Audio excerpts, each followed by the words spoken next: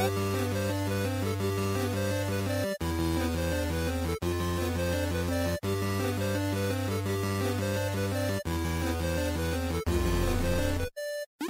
everyone, Steve from Stevivor here with a special little bonus episode of the Friendly Fire Show.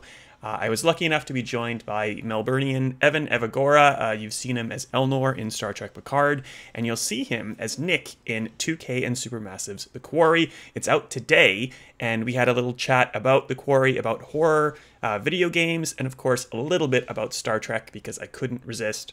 Evan's the nicest guy. This was a great little chat. Runs for like 10-11 minutes, and I hope you enjoy it. Evan, thanks so much for this. Most appreciated. I just wanted to start off, I guess, talking about video games and horror and seeing if you're a fan of one or both or none. I'm a fan of both. In terms of horror, I watch pretty much one horror movie a week. I recently just watched the new Scream, the one that came out very recently. Loved that. Loved the whole concept, and you know, who doesn't like a teen-based horror movie?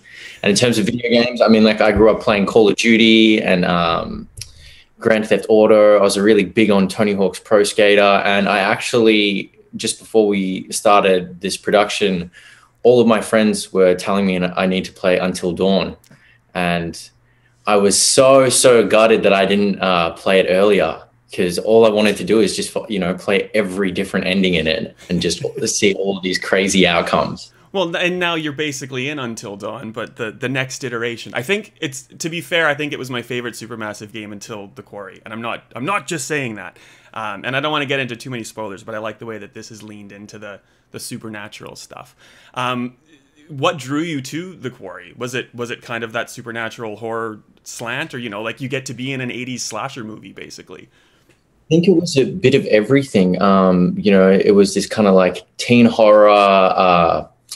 I mean, it is a video game, but it plays out like a movie almost. And, you know, the fact that I had heard of Until Dawn before I even started playing it. And, you know, director Will Biles was just amazing to work with. And, you know, he's got this really amazing reputation. And because it's a different medium and a different type of filming, like the whole process itself, I thought it'd be, you know, a different kind of challenge for me as an actor, and it was an amazing experience.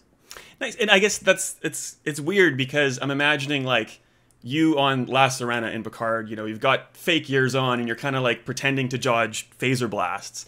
But I'm imagining that, I guess, the Quarry experience is more like your colleague Annie is the Borg Queen, like kitted up with dots everywhere, like rigged up, kind of acting, but like reacting to nothing.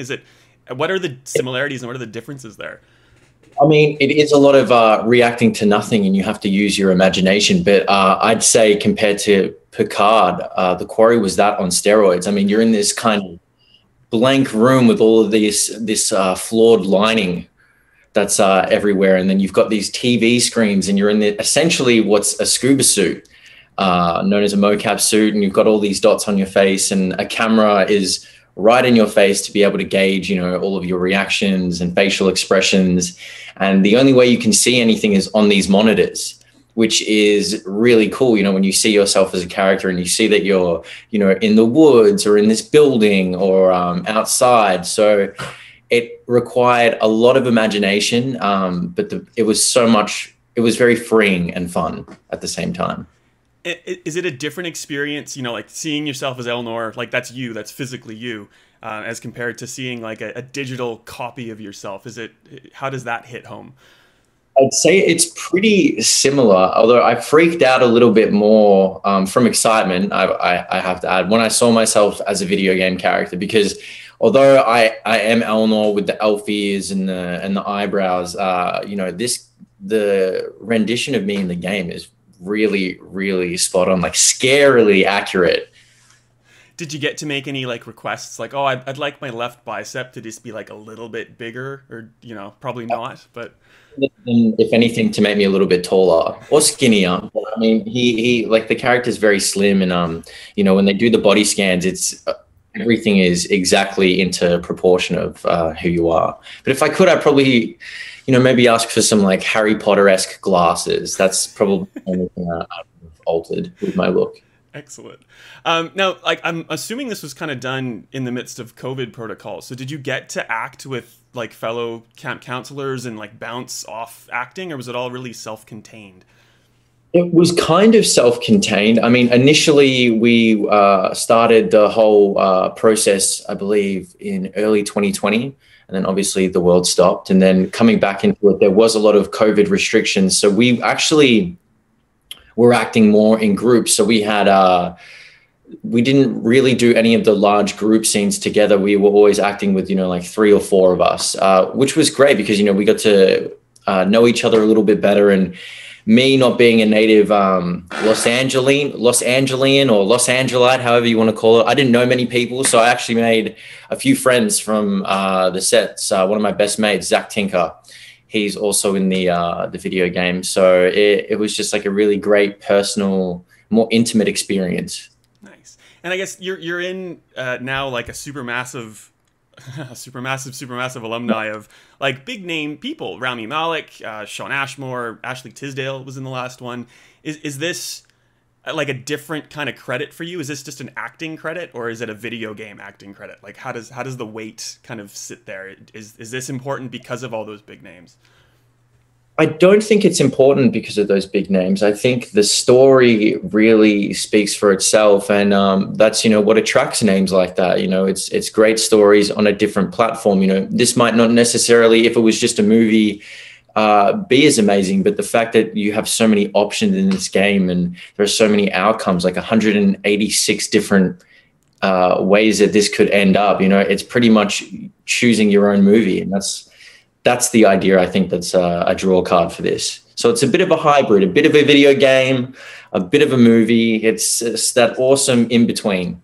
And does that make it hard for you as an actor? Like, you're filming 18 possibilities in a scene rather than just a scene, or like, a different take on the scene. It's probably going to be roughly the same.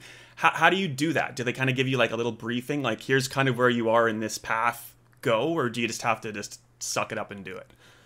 No, so we have a little monitor normally on set with the script and the scene and then the different outcomes. So we'll just film that outcome and then it'll be cut. If the director likes it, we move on and we do the next outcome, cut, move on, and so on and so forth. It was such a condensed amount of time, but I think it really helped me grow as an actor, just because there wasn't that time to explore. It was just really back your decision, because that's all you can really do as an actor, make choices. So that was my favorite take, I'd say, from filming.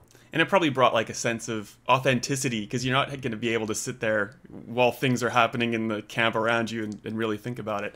It is a choose your own adventure kind of style thing. So do you have a sense of the character of Nick, like in your own mind? Like, is he a certain set of characteristics, or is he kind of just like an open book that, can do A or B or C or D when the need arises? For me, I guess because I was in his skin for so long, I have an idea of what I'd like Nick to be, what characteristics I'd like to input during it. And I probably will do that in the director's chair mode when creating his characteristics. But he really is kind of an open book. There is him at a base, and then the actions that whoever's playing chooses is pretty much will determine who he is, what he does, and I guess whether he lives or dies. There you go. I've gone through about 3 endings. I'm almost finished my 3rd. And like you've been surrounded by legends of late. Sir Patrick is like probably a different level for me anyway. I'm a huge Star Trek fan. But David Arquette, Ted Raimi, Grace Zabriskie, like I think you probably would have had the most interaction with David Arquette, possibly, just because of like the way that you're paired in scenes. Did you get to hang out with those like iconic actors and learn anything from them? Yeah, and the great thing about it is every actor who's of that caliber has their own process, and it's just great to see their process and their method and how they implement their choices. I also hung out a fair bit with Ethan Suplee, and he was an absolute gentleman, and once someone who's just very dedicated and very serious once once they say action, but as soon as they say cut, he's just so kind and, you know, talkative. If you want anyone to go from being like the character to being kind, it's probably Ethan, because he's Definitely, scary. most definitely. Yes, I agree. I don't want to take up too much of your time, and I can't not ask a little bit of Star Trek stuff. It sucks, man, that you're not in season 3 of Picard. I think people really liked Elnor, so that's unfortunate. The good news is, of course, that he's in a good place. We're leaving him in a, you know, as a cadet on the Excelsior. Huzzah! I'm curious as to where you kind of think Elnor is going to be in your own head canon, and of course curious if you'd return back to Star Trek if asked.